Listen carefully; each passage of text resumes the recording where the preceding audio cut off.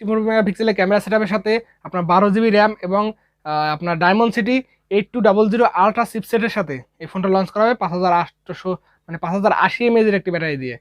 তো দেখা যাবে যে আজকের এই ফোনটাতে কী কী থাকছে। তো hello everyone, welcome to ABTech news.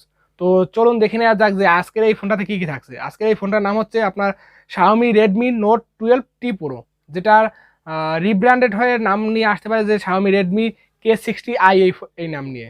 তো এই ফোনটা খুব শীঘ্রই বাংলাদেশ মার্কেটে আসতে চলছে এবং যার প্রাইসটা হতে পারে বাংলাদেশ মার্কেটে 30 থেকে 35 হাজার টাকা বাজেট সেগমেন্টের ভিতরে আনঅফিসিয়ালি, এবং অফিসিয়ালি আসলে 40 থেকে 45 হাজার টাকা বাজেট সেগমেন্টে। এছাড়াও যদি এইটা দেখেন যে ইন্ডিয়ান প্রাইস সেগমেন্টে যদি ধরা হয় তাহলে 25,000 রুপির ভিতরে এই ফোনটা লঞ্চ করা হবে ইন্ডিয়াতে। তো খুব ভালো মানের একটি ফোন লঞ্চ করা হতে চলেছে। তো চলুন দেখে নেওয়া যাক যে এই ফোনটা কবে আসবে এবং কী থাকছে বিস্তারিত।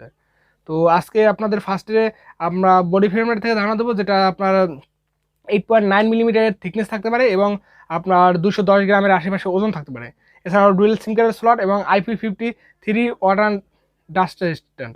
এছাড়াও এর ডিসপ্লেতে থাকছে আপনার IPS LCD টাচ স্ক্রিন, যেটা 16M কালার্সের একটি ডিসপ্লে, যার সাইজ আছে 6.6 ইঞ্চির একটি ডিসপ্লে, যেটা 1000x2460 পিক্সেল এবং আপনার 407 PPI ডেন্সিটির একটি ডিসপ্লে, যেটাতে থাকছে 144 হার্টজ রিফ্রেশ রেট। এছাড়াও থাকছে HDR10 এর সাপোর্টেড এবং ডলবি ভার্সন এবং 650 নিট স্পিড ব্রাইটনেস। তো ওভারঅল ডিসপ্লেটা কিন্তু বেশ ভালো মানের, যেখানে হাই রিফ্রেশ রেটের সাপোর্ট থাকছে এবং এখানে শুধু ব্রাইটনেসের মামলা একটু কম পাচ্ছেন, যেমন 650 নিট। এখানে যদি অন্তত 1000 নিট স্পিড ব্রাইটনেস থাকতো তাহলে কিন্তু বেশ ভালো মানের একটি ডিসপ্লে হতো। তাহলে ওভারঅল কিন্তু ডিসপ্লেটা খারাপ তা না, এই বাজেট সেগমেন্টে one of the best display বললেই চলে, কারণ সুপার আমোলেড না থাকা সত্ত্বেও এখানে কিন্তু 144 হার্টজের ডিসপ্লে রয়েছে, যেটা HDR10 এর সাপোর্ট রয়েছে এবং ডলবি ভার্সনের সাপোর্ট রয়েছে।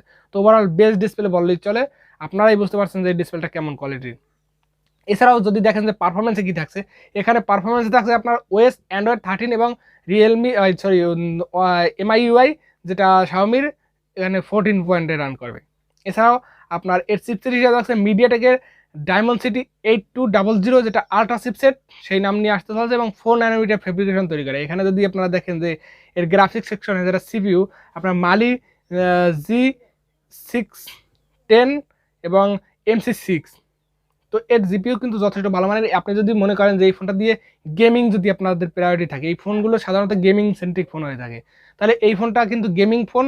তো আপনারা এখানে পাবজি, ফ্রি ফায়ার, অ্যাসফল্ট 9 সকল গেমগুলো আপনারা অনায়াসে রান করতে পারবেন এবং হাই ফ্রেম রেটের এই গেমগুলো খেলতে পারবেন, কারণ মিডিয়াটেকের এই প্রসেসরটা ফ্ল্যাগশিপ প্রসেসর, যেটাতে আপনারা সকল ধরনের গেম 90 FPS পর্যন্ত রান করাতে পারবেন এবং পাবজি, ফ্রি ফায়ার যদি বলেন স্মুথের সাথে এটা রান করাতে পারবেন, কারণ এখানে প্রসেসরটা আলট্রা চিপসেটটা আলট্রা নিয়ে আসছে, যেটা গেমিংকে আপনার গেমিংয়ের জন্য আলট্রাভাবে আর কি মানে ক্লক স্পিড বাড়িয়ে নিয়ে আসা। ভালো প্রসেসর থাকছে এখানে, অনায়াসে ভালো প্রসেসর, এবং আসলে পরে আপনারা ফুল রিভিউতে দেখে যাবেন যে এই ফোনটা মানে প্রসেসরটা কেমন। এছাড়াও এখানে মাইক্রো SD কার্ড মানে মেমোরি কার্ডের স্লট থাকছে না। এছাড়াও আপনার 8GB এবং 12GB র্যামের সাপোর্ট থাকছে এবং আপনার র্যামের সাপোর্ট, আর আপনারা ভার্চুয়াল র্যাম পাবেন আবার 8GB করে।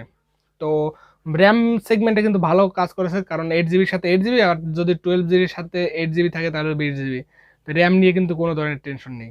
আর এখানে 128GB এবং 256GB 512GB, যেটা 3টা রোম ভেরিয়েন্টে সাপোর্ট থাকছে। তবে 8256GB এরকমভাবে লঞ্চ করা হবে বাংলাদেশ মার্কেটে, বা 8128, 8256 এরকম 2টা ভ্যারিয়েন্টে আসতে পারে, এবং যেখানে থাকছে UFS 3.1 এর স্টোরেজ টাইপ, এবং র্যামে কিন্তু থাকছে LPDDR4X র্যাম।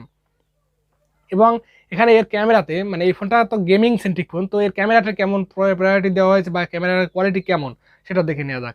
তো এখানে 64 মেগাপিক্সেলের মেইন সেন্সর, যেটা ডুয়েল PDF সেন্সর, এবং আপনার 8 মেগাপিক্সেল আলট্রা সেন্সর এবং 2 মেগাপিক্সেলের ম্যাক্রো সেন্সর। এবং যদি দেখেন ফ্রন্টে রয়েছে আপনার 16 মেগাপিক্সেলের একটি সেলফি ক্যামেরা। তো ওভারঅল যদি ক্যামেরা সেগমেন্টে দেখা যায় যে ক্যামেরা কিন্তু একটা ডিসেন্ট কোয়ালিটি পারফরমেন্স আপনাদেরকে এখান থেকে দিয়ে দেবে, কারণ এখানে 64 মেগাপিক্সেলের যেটা সেন্সর রয়েছে যথেষ্ট ভালো মানের সেন্সর, এবং 16 মেগাপিক্সেলের একটি সেলফি ক্যামেরা, যেটা যথেষ্ট ভালো মানের, এবং ব্যাক সাইডে সর্বোচ্চ 4K 30 FPS পর্যন্ত ভিডিও রেকর্ডিংয়ের সাপোর্ট পাবেন, এবং ফ্রন্টে আপনার 1000x30 FPS ভিডিও রেকর্ডিংয়ের সাপোর্ট পাবেন। তবে এখানে আপনারা 8K ভিডিও রেকর্ডিংয়ের অপশনটা বা 4K 60 FPS ভিডিও রেকর্ডিংয়ের অপশনটা দিলে কিন্তু খুবই ভালো হতো, এবং আপনার কোনো ধরনের অপটিমাইজেশনের মানে ইমেজ স্টেবিলাইজেশন বা মানে ওয়াইএস এর সাপোর্ট নেই এখানে, সোজা কথা বললে। এছাড়া এখানে আপনার ডুয়েল স্পিকার রয়েছে, যেটা যথেষ্ট ভালো মানের সাউন্ড কোয়ালিটি প্রোভাইড করবে, এবং হারমান কার্ডেন্টের সাউন্ড সিস্টেম এখানে আপনারা পেয়ে যাবেন। এছাড়াও 3 MG জ্যাকের সাপোর্ট থাকছে।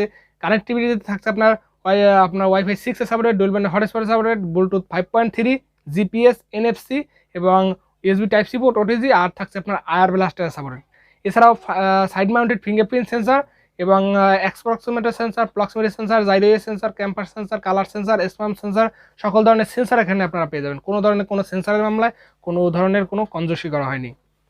এছাড়াও যদি দেখেন যে এই ফোনটাকে পাওয়ার ব্যাকআপ করার জন্য রয়েছে এখানে লিথিয়াম পলিমার নন রিমুভেবল একটি 5080 mAh একটি ব্যাটারি, আর যার সাথে আছে 67 ওয়াটের একটি ফাস্ট চার্জার, যেটা দিয়ে এই ফোনটাকে চার্জ করতে আপনার আনুমানিক আপনার 50 মিনিটের মতন সময় লাগবে। 50 কি আপনার 40-42 মিনিট সময় লাগবে এই ফোনটাকে চার্জ করতে। তো এই ফোনটা যদি এরকম কনফিগারেশনে আসে আপনাদের কেমন লাগবে, তো অবশ্যই কমেন্ট করে জানাবেন। এছাড়া এর কালার হিসাবে থাকছে ব্লু, হোয়াইট, ব্ল্যাক, 3টে কালার ভেরিয়েন্ট আসবে। তো আমার কাছে কিন্তু এর কনফিগারেশন দেখে যথেষ্ট ভালো মানের লাগছে, এবং যেটা প্রাইসটাও কিন্তু একটি ইন্টারেস্টিং প্রাইস সেগমেন্টে লঞ্চ করা হবে, যেটা আপনার 25,000 টাকা ইন্ডিয়াতে, এবং বাংলাদেশে যদি দেখেন যে 35,000 টাকা বাজেট সেগমেন্টে লঞ্চ করা হবে। তো 35 আর 25 কিন্তু বেস্ট প্রাইস এখানে কিন্তু এই বাজেট সেগমেন্টে ক্লিয়ার ফোন হতে চলছে আপনাদের জন্য। আর এটা যেটা লঞ্চ করা হতে পারে, আপনার লঞ্চ ডেটটা হচ্ছে আপনার জুনের 1 তারিখে এই ফোনটা অফিসিয়ালি আসবে, এবং ইন্ডিয়াতে খুব শীঘ্রই আসতে চলছে, যেটা লঞ্চ ডেটটা অতটা ধারণা পাওয়া যায়নি, তবে জুন মাসে কিন্তু বাংলাদেশ মার্কেটে অফিসিয়ালি এই ফোনটা আসতে চলছে। এবং যেটা প্রাইসটা ওই অফিসিয়াল যদি আসে 40,000 টাকার কাছাকাছি চলে যাবে। তো 40,000 টাকার কাছাকাছি কিন্তু অফিসিয়াল বাজেট সেগমেন্টেও কিন্তু one of the best phone বললেই চলে। তো কেমন লাগলো আপনাদের কাছে অবশ্যই কমেন্ট করে জানাবেন, এবং নেক্সটে কোন ফোনের রিভিউ দেখতে চান সেটা অবশ্যই কমেন্ট করে জানাবেন। তো আশা করি সবাই ভালো থাকবেন, সুস্থ থাকবেন, দেখা হচ্ছে নেক্সট ভিডিওতে।